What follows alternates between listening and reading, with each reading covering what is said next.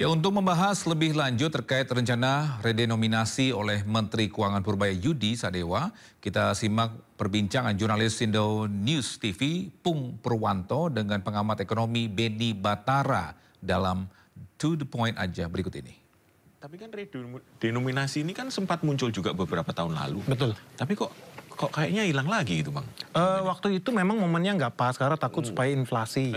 Karena bisa jadi misalkan harga barang kita bilang 37.000 gitu kan. Kalau nolnya dihilangin, bulatin aja jadi 40 gitu.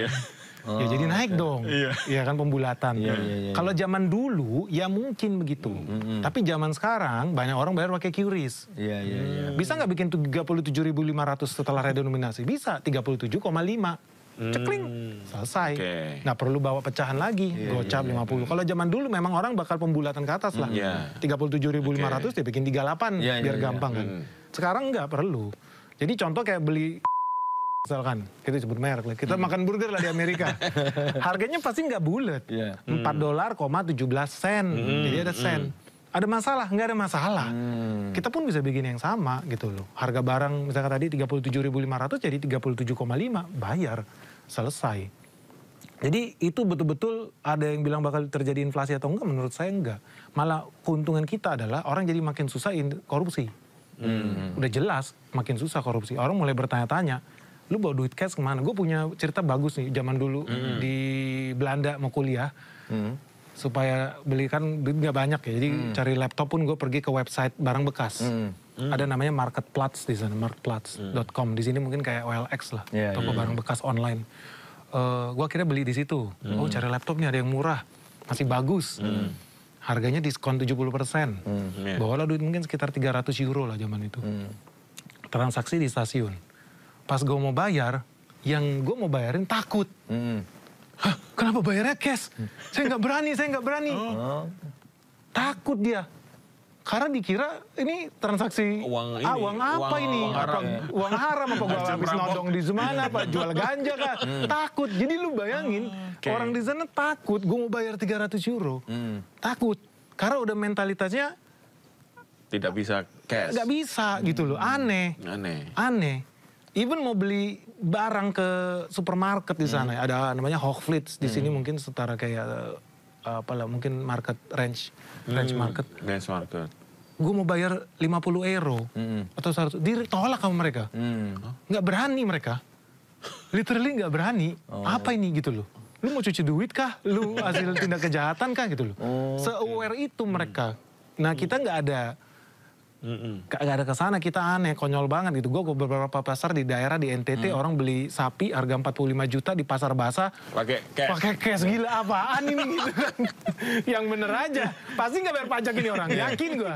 Kan gitu kan. Negara jadi rugi.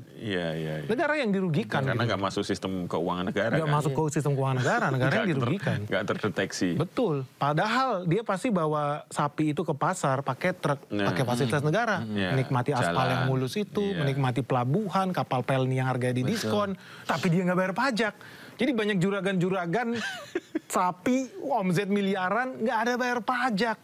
Aneh, ya nggak bisa terdeteksi karena duitnya duit di luar sistem keuangan gitu. Aneh. Betul.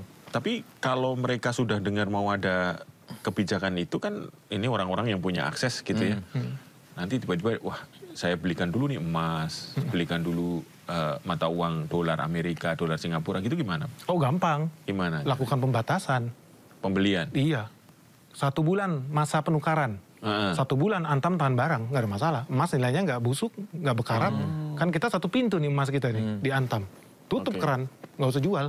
Tahan aja, ada masalah? Enggak. Orang nggak makan emas juga, nggak ada masalah. Tahan itu 1 bulan. Transaksi foreign currency dibatasin, kecuali buat bisnis, PT. Orang ekspor impor batu bara atau orang ekspor impor barang dan jasa, jelas. Tapi tiba-tiba Benix kucuk-kucuk nggak pernah transaksi ke Singapura, kalau tiba-tiba $7 juta dia kirim atau belanja duit, itu kan kedeteksi loh. By the way kita mau beli foreign currency aja, bank itu lapor ke bank sentral. Tiap minggu mereka kasih laporan. Kita jual dolar berapa, kita jual dolar Singapura berapa, jual euro berapa. Jadi bisa dideteksi itu. Itu nggak ada, itu simple lah. Iya, langsung tutup keran, selesai. Money changer langsung ditutup dulu, selesai. Berarti kalau itu perlu kita dorong dong nih. Sementara itu, Mensesnek Prasetyo Hadi mengungkapkan reaksi Presiden Prabowo Subianto terkait insiden ledakan di SMA Negeri 72 Kelapa Gading yang melukai puluhan orang. Menurutnya, Prabowo meminta agar penanganan korban ledakan dijadikan prioritas. Pertama, ini merupakan keprihatinan kita ya, kembali terjadi hal yang tidak kita inginkan. Yang kedua, beliau tadi pertama bereaksi untuk prioritas ke korban, ya, penanganan korban. Ya, kemudian juga beliau tadi menyampaikan bahwa ini juga menjadi peringatan untuk kita semua bahwa marilah kita sekali lagi saling waspada, saling peduli terhadap lingkungan, peduli terhadap sekitar kita, ya. Jika ada hal-hal yang dirasa mencurigakan atau ada hal-hal yang mungkin berpotensi untuk hal-hal yang tidak baik, untuk kita semakin peduli baik di lingkungan. Sementara itu, Kapolri Jenderal Listio Sigit Prabowo memastikan senjata api yang ditemukan dalam insiden ledakan di SMA Negeri 72 Jakarta adalah mainan. Polisi juga masih mendalami makna tulisan yang tertera pada senjata api mainan tersebut. Didudukin, jangan didudukin.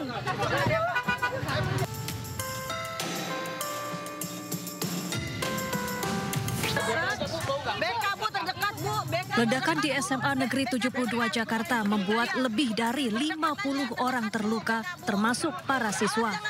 Jangan didudukin. Dalam insiden ini ditemukan senjata api yang diduga merupakan senjata mainan. Selain itu, terdapat tulisan pada senjata yang kini masih didalami polisi.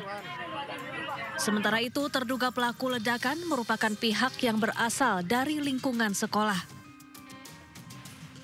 Kini polisi masih mendalami identitas dan motif pelaku. Untuk terduga pelaku saat ini sudah kita dapatkan. Anggota sedang melakukan pendalaman terkait dengan identitas korban, kemudian juga lingkungan korban, lingkungan pelaku, termasuk rumah dan hal-hal lain yang saat ini sedang kita dalami, dan tentunya nanti akan diinformasikan lebih lanjut setelah tim gabungan baik dari Polda Metro, dari Densus melaksanakan pendalaman. Kita temukan jenis senjatanya senjata mainan, ada tulisan-tulisan tertentu. Dan itu juga menjadi bagian yang kita dalami untuk mendalami motif, termasuk bagaimana yang bersangkutan kemudian merakit dan kemudian melaksanakan aksinya. Semuanya akan kita jelaskan setelah semua informasi-informasi, temuan-temuan di lapangan, hasil penyelidikan dan penyidikan lebih lanjut.